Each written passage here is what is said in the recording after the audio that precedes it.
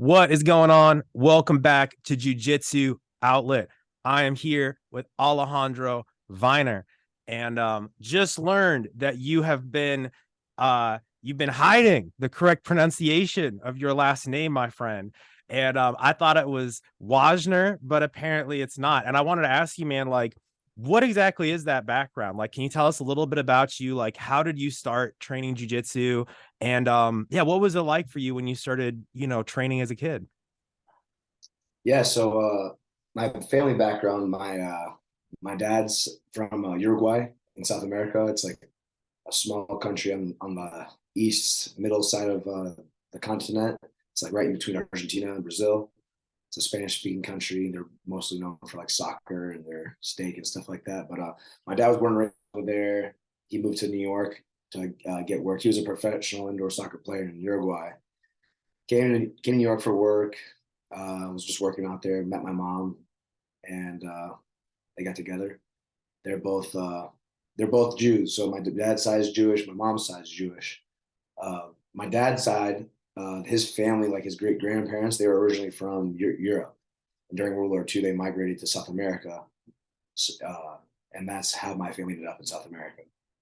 My mom's side is just from New York. So I'm actually like not. I checked my ancestry. I'm like 7% Eastern European Jew. So people don't know that about me. That's a fun fact for you guys. But yeah, man, believe it or not, I didn't even. So my parents tried to get me into sports young because my dad was big into sports, and I sucked at everything. I really sucked at soccer. So I bummed my family out with that because my dad was big on soccer. I sucked at soccer. My brother was good though, and I sucked at everything: baseball, basketball. I mean, flag football. I mean, I really struggled. And I joined the freshman football team in high school because I was just trying to hang out with my friends, and I was like fourth string JV. Never played barely, and when I did, I got laid the fuck out. And I was lucky that year. The high school I went to, they were returning state champs in wrestling. I'd never heard of wrestling before. Uh, I never knew about wrestling. I never knew it was a sport in high school. I didn't know that I just didn't know anything about it. But one of the football coaches was like, "Hey, you should join the wrestling team. All the guys are trying to get better at football are doing that, and the wrestling's good for football." And I was like, "Sure." And then I joined the wrestling team, and I sucked at that too. And they beat the crap out of me. But like, it's like when you first start jujitsu, like you start it and like you get viciously beaten the hell up. You're like, "This is I could figure this out." Like I didn't totally suck horribly, but I could like I saw there was like hope for me. So like I just stuck with it, and I like just like got obsessed with it, and I just never stopped wrestling. I ended up getting pretty good and got me into college, and I kept wrestling all the way through college. And yeah, I didn't start into jiu-jitsu or wrestling until ninth grade when I was 14 years old. So like I didn't do jiu-jitsu my whole life, and I didn't do wrestling my whole life. Like I just obsessed myself over it once I started wrestling, and I wrestled all the way through high school. Got a scholarship. Um, I lived in South Florida. There's no wrestling in college in Florida. So I got a scholarship in the Midwest, wrestled all 5 years in college in the Midwest, like in St. Louis area. Started fighting MMA when I graduated. It was like 2-0, and that's when I met Heath.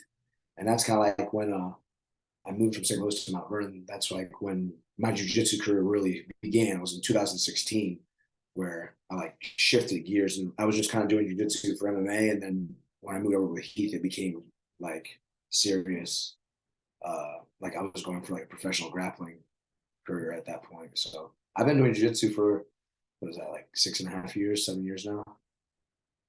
And for those who don't know, Alejandro is training out of one of the best teams in the world, Pedigo Submission Fighting. And man, I've got to get out there sometime and get my ass kicked. You guys are only like 4 hours away from me. But dude, that's amazing. And I bet I haven't rolled with you yet, man, but I would hedge a bet that you would probably get a takedown on me and get on top. I have a small hunch saying that you might win the takedown battle between us, given that pedigree. But If I dude, can, if I can wrestle with somebody, I will. It's more fun. dude, I love it, bro. I love wrestling. I just started getting obsessed with it like in the last year or two because my coach told me I sucked at wrestling and I kept getting beaten by wrestlers in tournaments. So I was like, man, maybe I should focus on this. And so I've been really trying to obsess about it. And for people who haven't like watched wrestling, in my opinion, I like watching wrestling just as much as I like watching the UFC or jiu-jitsu, or I would rather watch wrestling than watch gi jiu-jitsu, to be honest with you. Like I think it's way more exciting by Yeah, tenfold yeah. personally. Like I think that's why. I think that's why there's so much more popularity going on with Nogi and the ADCC and stuff like that. I just think it's a little bit more entertaining. You can get tied up a little bit more in the gi. Like when they're standing, it's incredible. That's why like everyone loved watching Leandro Lo. Everybody loved watching Buchecha because those guys are, you know, Adolfo. They're all willing to go and freaking wrestle with each other. Most of the heavier weights. But like once you get to the lower weights, you know, the guys start really mixing it up and tying each other up in the 50-50. Then it just becomes like, you know, no one wants to sit there and watch them pull up on attack each other for advantages to win the world. yeah, I agree, man. I totally agree. I think it's way more exciting. It's more dynamic. It's almost like comparing field hockey and ice hockey and stuff like that. But dude, I wanted to ask you about this because I know that now where you're at, you're starting to actually coach with kids. I've been following you on social media, and you guys sounds like you came over here to Missouri and beat us up a few weekends ago. Every time that I see you posting pics, it seems like you and the kids wrestling that you're doing is having some great results, you know, from a competitive perspective. So I wanted to ask you, man, like, what's that been like? Like, what have you seen happen with these kids that have come in and started wrestling with you, and now you've got them winning these big tournaments, you know, pinning all their opponents and stuff like that? Like, what do you see happening to these kids as they've been working with you? So last year was our first year running the high school program. None of us have ever done that before. We all just have wrestling experience from our own high school and college careers, and then from just coaching the team at PSF and getting better at PSF. We've all surpassed what we were in college at PSF. We've continued to grow as wrestlers, and we came into coaching last year, you know, kind of just like we were just going to do it like how we've been doing it. So we've never worked with kids before, really. I mean, we have a little bit like here and there, but nothing serious, like having our own program. And we just took over the program, and we got one of our jiu-jitsu kids to join, Jared Schaefer. He never wrestled in high school before. He's a Nogi Pants champion at Blue Belt. He's stud. And he wrestled the senior year and ended up taking third in the state of Illinois, which is like unreal considering it's like one of the hardest states to do it. And he took third, which is unreal. He beat like That's amazing, dude. That's incredible. He'd be like multiple Division I commits to take third place at the state. And now he wrestles at Lindenwood where I wrestled, and they're about to become a Division I program. So it's pretty cool what he did with himself. But yeah, man, we just said screw it. And, you know, we got him on the team, and then we started the program. There was only 4 kids that were returning on the team. It was like a failing, dying program when we got it. There were 4 kids left on the team. There's no like love or hype behind wrestling at Mount Vernon. They were actually trying to dissolve the wrestling team completely. But they reached out to me to take it back and bring it back. And I had my Pixley, he's an NCAA NEIA champion wrestling, and Tad Cravens, who's wrestled since he was 4 years old and wrestled in high school and college. And I got like 2 or 3 other guys that have like college, high school, like high level experience. And then I have just like an army of like guys from PSF that are constantly trying to get in there and help the kids. You know, whether they have like a little bit of high school wrestling experience or just like none at all, and they just want to help and learn themselves. So I've got a lot of guys that do that, don't know anything about wrestling, but they help with my little kids. And it's like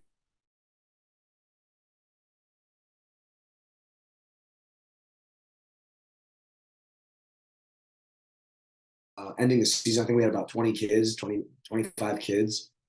And we had a winning record.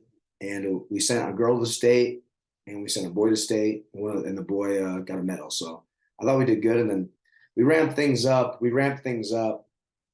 Getting into this next year, we did a lot more recruiting. None of us work in the high school. We all just coach, you know, and train. That's what we do all day long. We literally just train twice a day, and then we go to this high school coach. Then we get back to the academy to run our little kids wrestling program, and then we do our practice, and then we possibly will teach privates at the end of the night. So it's a busy day. During wrestling season, we're slammed. Like during wrestling season, we are slammed. but it's worth it because getting into this next season, all the time we invested, talking to the kids, getting to the school, you know, we were just going to the school and hanging out with the kids during the lunchtime because we don't work at the school, you know. And we were just hanging out with the kids and talk shit to them, bullshit with them, and just like mix it up with them. You know, we wouldn't even talk too much about wrestling unless they asked, and then we would talk up to them about it. But we just started getting a look. You know, we wanted to be seen a little bit more, so the kids would be more open to talking to us. And I showed up to pep rallies. I spoke at pep rallies. I had multiple like meetings with people that were interested in wrestling. And this year we started the season. We had about 50. We have about 50 kids. Uh, at the start of the season, whereas last year we started the season with like 4 or 5. So we have 50 kids now. We have a full women's team and a full men's team. So we have the numbers. The numbers that we have are like unreal. Dude, congratulations. That's incredible. I feel like you're working on the grassroots of this like jiu-jitsu, wrestling, grappling takeover, whatever's happening here. Martial arts are gonna save the I world. mean, But in reality, man. I mean, for those of you that don't know about, you know, Heath Pedigo, our coach, he just really instilled a lot of what I'm doing with the wrestling and just what he did with us with the jiu-jitsu. I'm just taking it and putting it in wrestling context because everything he does is mostly just about mentorship and friendship and working really fucking hard. You know what I mean? So I just took all of that and brought it to wrestling. And those kids trust me. You know what I mean? When you're dealing with kids, especially in this generation, I know everyone cries around about everyone's generation and how this one's this one, but this one's a little bit different. You know, this one, these kids got stuck in the house for a year basically with COVID. You know, they barely had to go to school. You know, a lot of, you know, technology, like a lot is different now. So working with these kids, especially where I'm from in Mount Vernon, these kids have a lot of issues with you know, adults and a lot with getting along with them because adults treat them real bad around here because they're just not trying to hear their shit, you know. So sometimes they get belittled a little bit. So with some of these kids, we just work really hard to get trust, and so we can mentor them and coach them. And once we get their trust, they're all in. Our team are like all young wrestlers. Like majority of my girls, they plan on just wrestling and doing track and wrestling basically all year long outside of track season. So we got a good thing going right here, man, and we're excited. I want to talk about this a little more because I feel like you're hitting on something big. Like, especially, I know Heath Pedigo is someone who's real big on this stuff. I've listened to a lot of interviews with him. Been trying to get him on this podcast. I've hit him up like 3 or 4 times, but I know he's busy.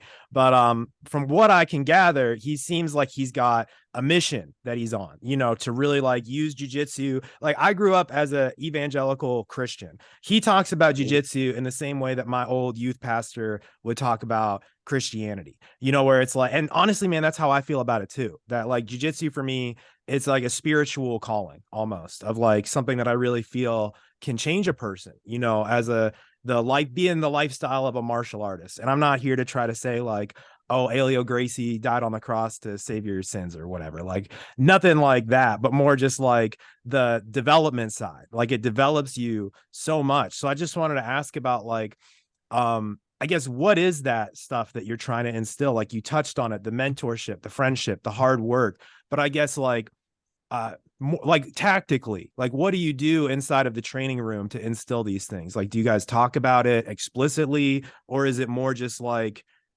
develops naturally? Like I guess how are you developing that? Does that question make sense? Yeah, it makes perfect sense. So basically, you just take these kids and you just talk to them and you just tell them the truth. You just tell them. I don't know, I'm pretty good with just telling them how it is, you know, and I constantly just lift them up and, you know, tell them like, look, like this is going to be hard, and because it was really hard in the beginning. I had like, you know, we had 40 new kids, basically 40 new kids in the beginning of the season, and when you first start in wrestling, you get brutalized. Like how hard jiu-jitsu was your first time. Like in wrestling, it's way more aggressive. It's way more dominating. You know, it's like so like I have a lot of girls, especially girls, man. Like I had a lot of girls that were like, I don't want to do this anymore. Like I suck. Like, you know, these kids struggle, you know, they don't look stupid. In wrestling, you're gonna look stupid a lot. You're gonna get thrown to your back, you're gonna get held down, you know. So it was tough in the beginning. But I just constantly built them up, build them up, build them up. Like, look, I started in ninth grade.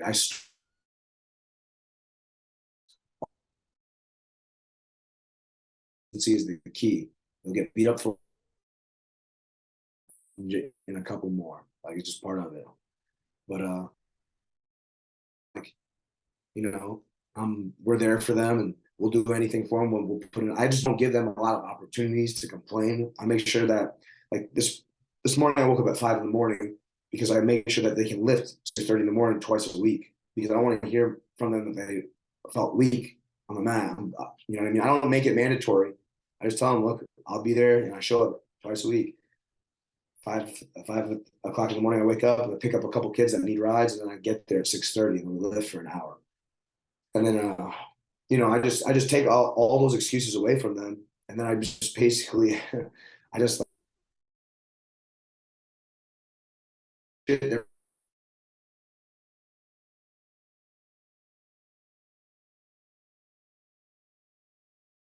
are, you know, they're not going to try and make an excuse because there isn't one. The only excuses these kids ever give me sometimes is, you know, they get sick or something, or their mom made an appointment for them. Right now, everyone's getting sick because it's wintertime. Yeah, man. And I think what I'm hearing for you, bro, is like you lead by example. You know, you don't have any excuses. You're not the guy who's just sitting back you're not the coach who's just sitting on the sidelines telling them like what to do. You're in the weight room, you're in the training room, and they're like, man, I've got to keep up with coach or else, because that's the standard. You know, it's like you set the standard, you show them what it looks like. And obviously, I think it's super important that you and the guys at PSF, you walk the talk. Like you've competed at the high levels, you've done what they've done before. So you're an actual role model. You're someone that has been, you know, like you said, you started in ninth grade, just like them. Man, that's powerful, bro. Like you guys, I feel like what you're saying here is like, just communicate with them and lead by example. Don't be just sitting back telling them what to do. Like I feel like that's where you know, is that what you're saying?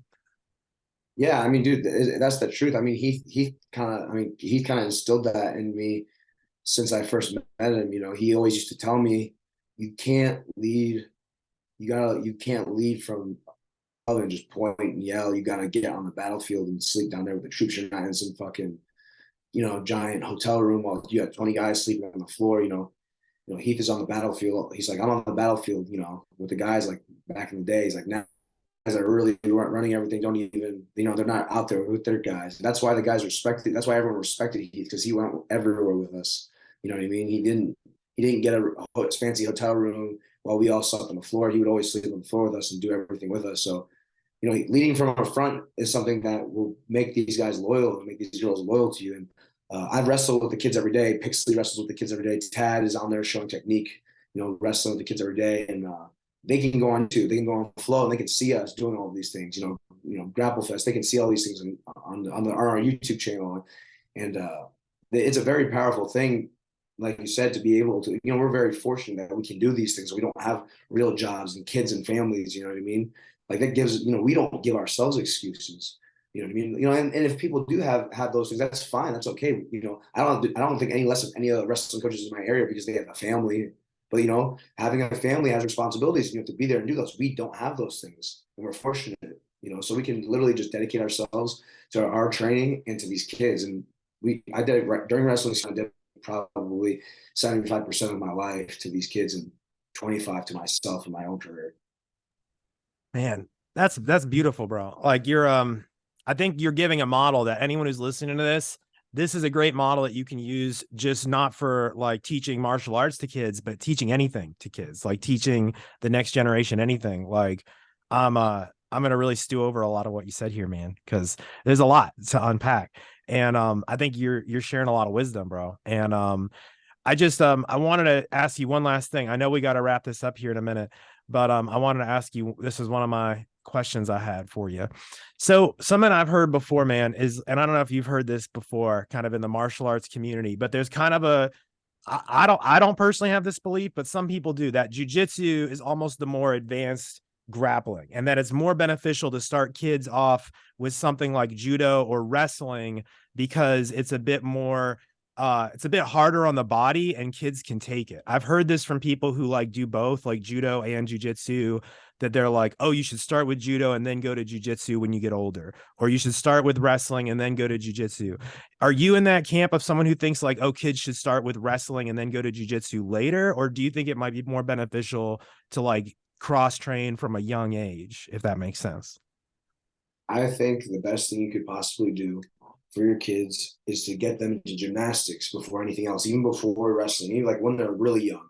I think gymnastics is the key. I think all the best wrestlers, all the European and Russian and Asian countries, that they're pretty heavy on that, and it shows to develop those muscles, tendons, and elasticity that you need to be successful in a sport like wrestling, or the explosiveness of wrestling, and the explosiveness of judo, and the explosiveness of jiu-jitsu. But I think that's the first thing you should do ever. I think you should get, and plus it's fun, kids love jumping around and freaking doing cartwheels and the bends, and it's just, and it helps them get their body awareness. That's the biggest thing. I have all my kids and all my high school kids do gymnastics for about 15 minutes to warm up every single day minimum. Walking on their hands, cartwheels, back handsprings, back flips, front rolls, back rolls, all that type of shit. And when you first start it, all the kids are really negative. There's a couple, there's a 25% of them are going to be free athletes and do all of it immediately perfectly. And then there's going to be half of the rest of the kids that are like trying to get out, flopping over. And then there's going to be like that other half that just can't do it at all. And they're just like crushed. So, and every kid is different, so you got to build these kids up and be like, look, I know you can't do it now, but you're going to be able to do it. I couldn't do it when I first started. It might take a week, might take 3, it might take a year, but you will be able to do it. Everyone here that was here last year can do it now. Look over there. They all started last year. They see that. And, I had like 3 girls that constantly busted my balls. I will never be able to do this. I will never be able to do this. I had this one girl that would get so sick because she had never worked out like for at all really before. And then she chose wrestling. So I'm like, you picked the hardest sport on the planet. So she would get sick and puke during the warm-ups. And she would complain and be like, I can't do this. I'm like, listen, you just got to keep showing up. She puked just in the warm-ups alone and could barely even do the wrestling practice at all for literally a month. And then after that month, she could do the whole warm-up without puking. Then after 2 months, she could get halfway through a wrestling practice. Now she can do a whole wrestling practice and she can do a whole 6-minute match in a live match. And she's lost 45 pounds, so you just keep telling them, you don't give them an excuse. They'll cry. They'll break down, cry, and fucking hysterical. And you just gotta be like, look, get up. Like, you're gonna be fine. Like, this is normal. This is normal. Like, everyone deals with this. You just continuously jam that down their throat, no matter how many times they push you back. Because what will happen is they usually won't leave. They usually will stick around because they have a connection. But you just keep jamming that down their throat that it's okay, it's okay, it's okay. It's going to get better, because it eventually always does get better. You can't get worse. It doesn't, wrestling and jiu-jitsu doesn't work like that. You don't necessarily get worse. You can stop fucking doing jiu-jitsu for 2 years and then hop back on that, and you're going to know a little bit of jiu-jitsu still and still be all right. You can't get worse. So you just keep telling them that they're going to get better. Eventually, they just buy in. And so far, like, all of our guys about it. And if the kids aren't going to do what you want to do, they're not going to do what you want to do. Some kids are just like, I don't have too much issues with this. I would say for every 10 we get, we might have one that doesn't want to do it. So when a kid has made his mind that he doesn't want to do something, he doesn't want to do something. There's nothing you can do. I just treat them with respect, even when they want to leave. I get kids that come back constantly. You don't know what kids got going on at home. They might have a bunch of messed up shit going on at home they want to tell you about, or don't want to tell anyone about. And maybe they get over it and they come back. I like to give kids, opportunities.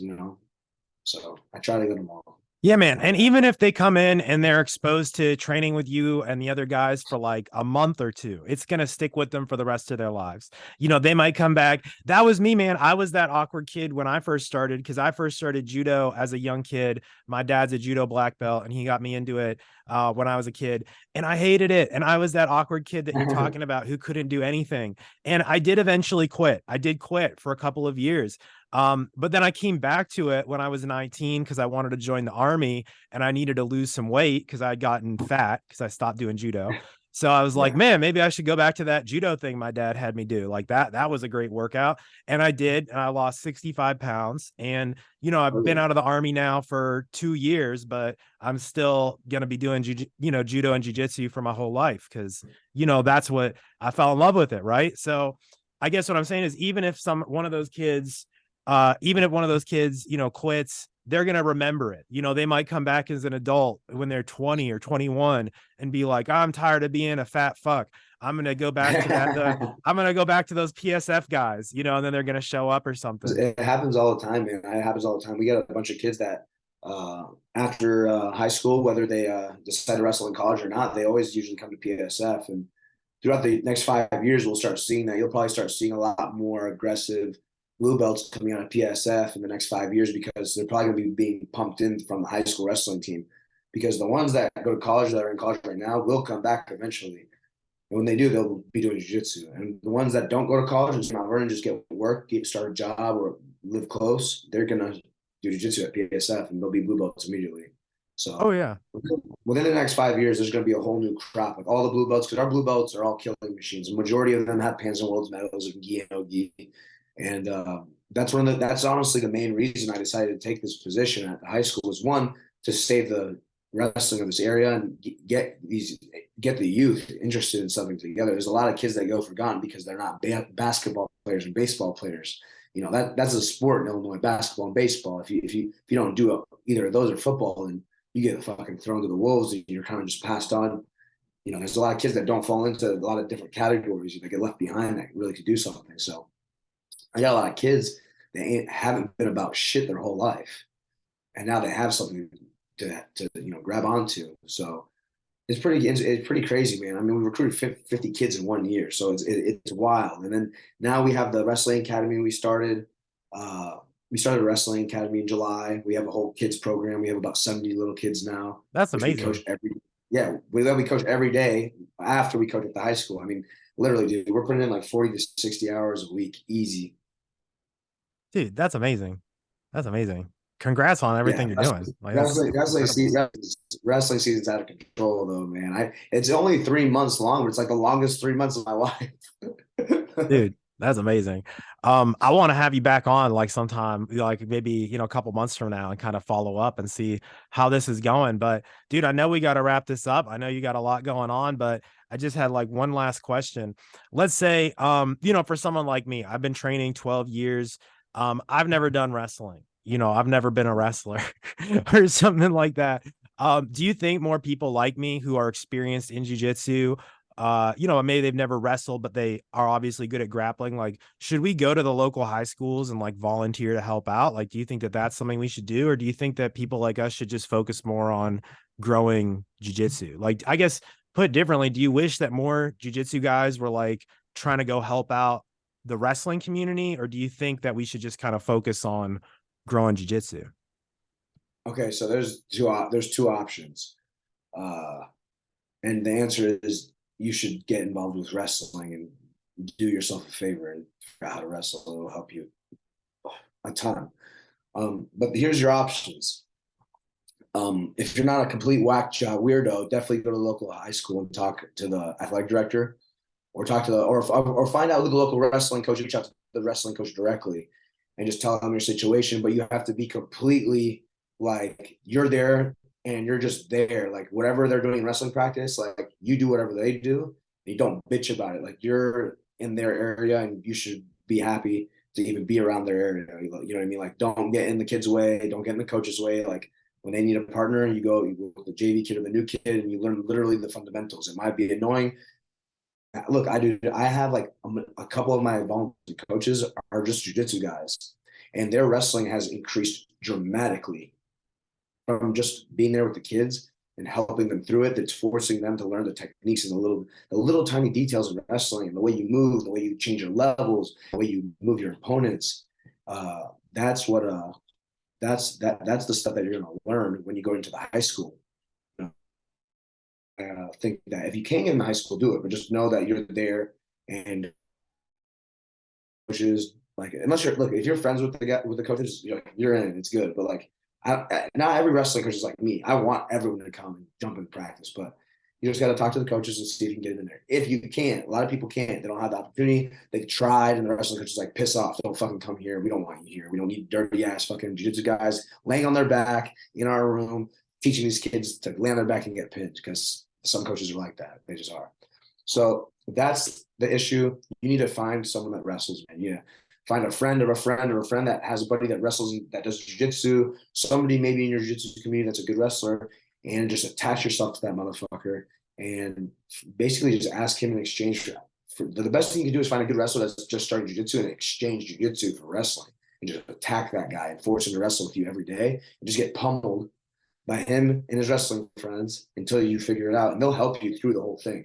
Those are your choices. Attach yourself to wrestlers in the jiu-jitsu community, or attach yourself to some type of program in a wrestling program.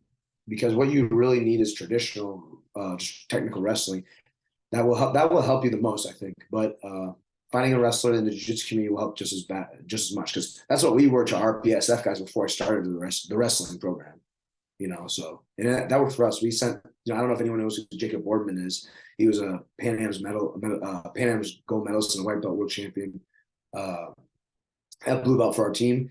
He never wrestled in high school ever. He just learned wrestling from me and from Pixley, and he went and wrestled in college on scholarship with zero high school wrestling experience. So we just got that's crazy, man. That's amazing. Yeah. Pixley was like, "Hey, I need you to give this kid a tryout," and then his coach, "Okay, where do you wrestle?" And he's like, "Oh, he never wrestled in high school." He's like, "All right, dude, get the hell away from me. That's fun." Like, no. And Pixley was like, "No, for real. I want to for your school. Like, hear me out. Like, let him come in and try out, and you let me know." And they're like, "All right, we'll let him try out." And they let the kid try out, and he ended up taking down one of the assistant coaches. So they were like, "All right, we'll let him walk on the team." That's amazing, and man. now he's doing great. So That's amazing. Like, that just says a lot. So I think just kind of going back to what you said originally, like we've got to almost mix the martial arts together even more. Like we have mixed martial arts, but it's almost like we need more mixed grappling arts, and just understanding. Yeah, go ahead. Go ahead. Honestly, coming back to what you said before, honestly, I do believe that jiu-jitsu is the advanced version of wrestling, because everything you can do in wrestling, you can do in jiu-jitsu. And I just think, like, if you're even from a self-defense standpoint, like there's a lot of wrestlers out there that are very arrogant people, and a lot of them don't know how to strike, and they just think they can just throw something around and pummel them. It's like, if you do that to a jiu-jitsu guy, and anyone, they'll just choke you out, bro, break your arm, break your leg. So it's like, if you know how to wrestle for real and and grapple like significantly, you'd be you would be like those Dagestani dudes. You'd be like Khabib and his boys. That's exactly what you'd be like. A problem. If you got your hands on anybody, you just drag them to the ground, and it'd be bad for anyone. So I agree with you. I think I agree with the jiu-jitsu community that thinks that. I think that jiu-jitsu is the more evolved version of wrestling. Yeah, it's all really the same. Like fighting is fighting. Wrestling. Sorry, what'd you say? I said it can be if you learn to wrestle. Yeah, it can be. And Yeah. dude, it's like, I think at the end of the day, it's like fighting is fighting, like grappling is grappling. I went to a seminar once with Dean Lister, and he was talking about how he was somehow traveling at some point in like ancient Mesopotamia, or like what I guess modern day Iraq or something. Dean Lister's traveled all over, but he said he was in ancient Mesopotamia and he saw this statue in a museum of this ancient warrior doing an omoplata in a wrestling match. And he was like, he swear to God, he was like, it's an omoplata. And he was like, that was a 5,000-year-old statue or something crazy. So I think at the end of the day, it's like no one knows where all this comes from, whether it was the samurai or the gladiators or the Vikings. Like, what's the heritage of it all? At the end of the day, it's like these are the techniques that work to beat someone up, across the world, whether it came from Greece or whatever. Like everyone almost has their own take on proper fighting. And I think the longer it goes on, we see exactly what you say, man, where it's like you got to have it all. You got to be a good wrestler. You got to have some striking. You've got to understand the submission game or you're going to get submitted, but you can't just be a butt scooter and go to MMA and expect that it's going to work out. Like, it's just not. It's just not going to work. It's just not going to work. It's not reality, So, dude, I know we got to wrap this up, but just is there anything else you want to say or talk about, or anything you want to promote before we end this? No, man.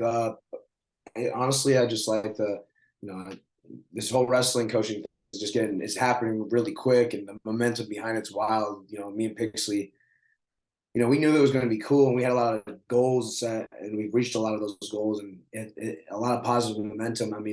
The town is really behind us now. We had over 500 people at our wrestling meet last week. So, the town's getting behind us now. They see that the youth is benefiting from it. So it's really special. And because of that, the town of Mount Vernon is really getting behind PSF. And more people in town are starting to like really get riled up behind our gym. So it's really nice to have the support. And honestly, guys, if you get the chance and you want to know more about Pedigo Submission Fighting and the Daisy Fresh boys and girls, just go to the Pedigo Submission Fighting YouTube channel and check us out. Hell yeah, man. Well, hey, I'll put a link down to the YouTube channel if anyone wants to check it out. And yeah, definitely watch that YouTube. It's some good stuff. I've binged it many a time in my day. But dude, Alejandro, thank you, brother, for coming on the show. Appreciate you. And we'll get you back sometime and do a part 2. See how it develops. Sounds good, man. Thanks. All right, man.